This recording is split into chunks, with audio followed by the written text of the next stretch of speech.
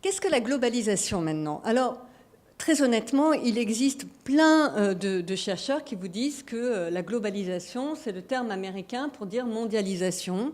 On ne pense pas tous comme ça. Et en tout cas, il me semble, pour ma part, extrêmement intéressant de différencier la mondialisation de la globalisation.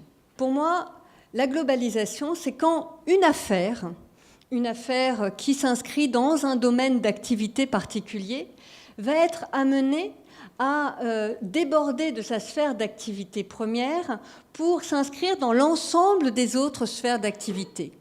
Alors j'ai choisi un exemple du passé, la mobilisation contre Salman Rushdie.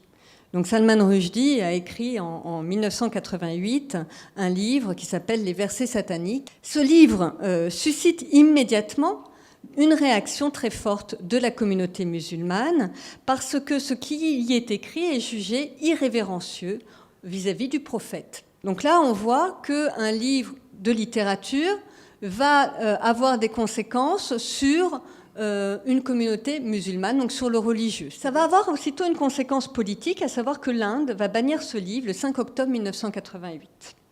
L'Afrique du Sud va faire le même le 24 novembre.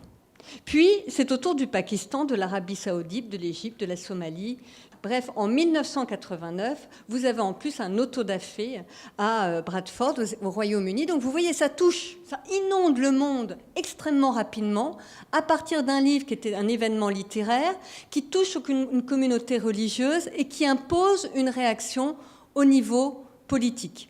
Il y a eu aussi des réactions au niveau économique, dans le sens où, par exemple, en Arabie saoudite, on ne va plus vendre les produits issus du pays où on n'interdit pas, on ne critique pas le livre. Donc vous voyez, ça inonde immédiatement toutes les autres sphères d'activité. Cela vous montre comment on a vite fait aujourd'hui, du fait de la globalisation, à un niveau international, que quelque chose devienne un événement parce que justement, bien qu'il soit issu d'une sphère d'activité, il déborde sur toutes les autres.